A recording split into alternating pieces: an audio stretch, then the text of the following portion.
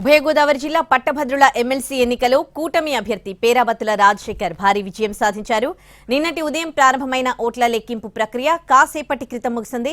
మొత్తం 2,18,997 ఓట్లు పోలవగా టీడీపీ అభ్యర్థి 1,24,702 ఓట్లు వచ్చాయి. పీడీఎఫ్ అభ్యర్థి డివి రాఘవులకు 47,241 ఓట్లు వచ్చాయి. ఇద్దరి మధ్య 77,461 ఓట్ల వ్యత్యాసం ఉంది.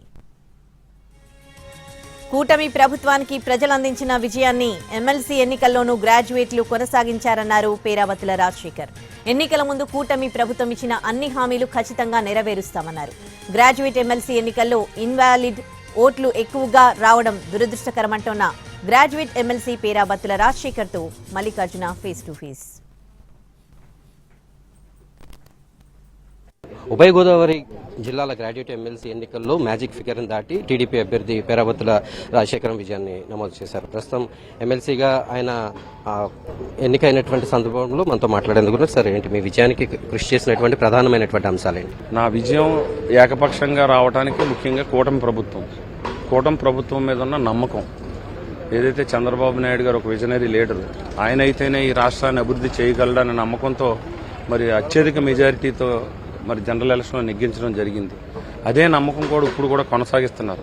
పట్టభద్రులు ఓటేశారంటే ఈ ప్రభుత్వం మీద ఉన్న నమ్మకం, వాళ్ళకి ఉన్న సమస్యలు తీరతాయనే నమ్మకంతో ఓటేశారు. ఆ దిశగా మేము ప్రయత్నం చేస్తాం. ఇన్వాలిడ్ ఓట్లు చాలా ఎక్కువగా ఉన్నాయి, దాన్ని ఏ రకంగా చూస్తారు? అంటే దాదాపు 20,000 వరకు కూడా ఇన్వాలిడ్ ఓట్స్ అంటే కొంత 90% చాలా ఇబ్బందికరమైన 9%. ఇది చాలా దురదృష్టకరం. ఎందుకంటే చదువుకున్న వ్యక్తులే ఓటు వేయటంలో మరి సరైన ప్రచారంలో అయితే మేము చాలా ఎక్కువగానే ప్రచారం చేసాం.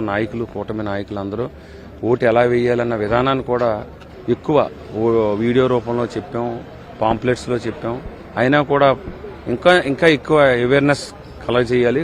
ఇలాగా ఇది కొంచెం పట్టభద్రులు ఎలక్షన్లో ఇన్వాలిడ్ ఎక్కువ రావడం అనేది కొంచెం బాధాకరమైన విషయం. సూపర్ 6లో కానీ ఇలాగ ఉద్యోగాలు కల్పించడంలో కానీ మీరు విఫలం అవుతున్నారనేటటువంటి విమర్శలు ప్రతిపక్షం చేస్తున్నటువంటి పరిస్థితి కనిపిస్తుంది. మీరు ఎమ్మెల్సీగా ఎన్నికైన తర్వాత ఇప్పుడు చేయబోయేటటువంటి కార్యక్రమాలు ఏంటి నిరుద్యోగుల కోసం? అసలు మీరు 8 నెలల కాలంలో ప్రతిపక్షం ఉంటే కదా విమర్శ చేయడానికి. నేను అనేది 8 నెలల కాలంలో చంద్రబాబు నాయుడు గారు గత ప్రభుత్వంలో ప్రతి నెల 1వ తారీఖు జీతాలు ఇవ్వలేని పరిస్థితి. అలాంటి ఆర్థిక వ్యవస్థని చిన్నాభిన్నం చేసి ఒక డిసిప్లిన్ లేకుండా ఇష్టం వచ్చిన నిర్ణయాలు తీసుకుని పూర్తిగా నాశనం చేసే పరిస్థితుల్లో ఎంతో అనుభవం ఉన్న నాయకుడు చంద్రబాబు నాయుడు గారు. ఎవరు ఏ రాష్ట్రం విధంగా ప్రతి నెల 1వ తారీఖు 4,000, అలాగే వికలాంగులకు 15,000, 10,000 ఇంత పెద్ద ఎత్తున పెన్షన్లు 1వ తారీఖు దాటకుండా, అలాగే విధంగా ప్రభుత్వ ఉద్యోగులకు 1వ తారీఖునే జీతాలు ఇచ్చే పరిస్థితి. అలాగే మీరు చూసుకుంటే సూపర్ 6 మరి ఇది ప్రభుత్వం చాలా ప్రెస్టేజ్గా ఆ రోజు చెప్పింది. ఆల్రెడీ మరి గ్యాస్ సిలిండర్ ఇవ్వడం జరుగుతుంది. ఇప్పుడు రేపు తల్లికి వందనం కూడా ఆల్రెడీ మీరు ప్రకటించారు, చూశారు, మీరు బడ్జెట్లో పెట్టడం కూడా జరిగింది. ఇంట్లో ఎంతమంది పిల్లలు ఉంటే అంతమంది పిల్లలకి రేపు స్కూల్స్ రీఓపెనింగ్ అవ్వకముందే అన్నీ కూడా మరి పిల్లల అకౌంట్లో వేసి స్కూల్స్ ఓపెన్ చేస్తామని జరిగింది. అదేవిధంగా డిఎస్సి కూడా మీరు చూసుకోండి, ఫస్ట్ సంతకం చేశారు. కొన్ని కోర్టు పరిధిలో ఉన్న అంశాల వల్ల లేట్ అయింది, కానీ ఈ నెలలోనే నోటిఫికేషన్ వస్తుంది. అలా ఏ విషయంలో చూడండి, అభివృద్ధి అంటే మీరు చూడండి, రోడ్లు గత ప్రభుత్వంలో గుంతలు కూడా పూడ్చలేని పరిస్థితి. ఈరోజు మనం చూసుకుంటే రోడ్లు కూడా మనం ఎంతో అభివృద్ధిగా మనం వేసుకుంటున్నాం. మొదటి ప్రతిపాదనగా మీరు ముఖ్యమంత్రి ముందు కానీ డిప్యూటీ సీఎం ముందు కానీ ఏం పెట్టబోతున్నారు? మీ తరపున ఎమ్మెల్సీగా ఇప్పుడు భారీ విజయాన్ని నమోదు చేసుకున్నారు కాబట్టి పట్టభద్రులకు సంబంధించి నిరుద్యోగ సమస్య ఎక్కువ ఉంది కాబట్టి ఎక్కువ నిరుద్యోగం, అలాగే మేము మాట కూడా ఇచ్చాం, ప్రతి సంవత్సరం 20 లక్షల ఉద్యోగాలు కల్పించడానికి ఆల్రెడీ ప్రభుత్వం ఆ పని చేస్తుంది. నా వంతుగా ఈ 2 జిల్లాలకి సంబంధించి ప్రభుత్వం దృష్టికి తీసుకెళ్లి ఒక ప్రణాళికాబద్ధంగా ఆ సమస్యలన్నీ తీర్చడానికి నా వంతు ప్రయత్నం చేస్తాను.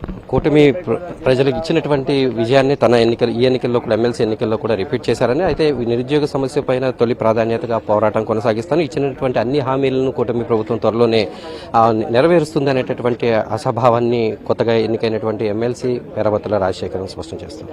వీడియో జర్నలిస్ట్ శ్రీనివాస్తో మల్లికార్జున, ఏలూరు నుంచి.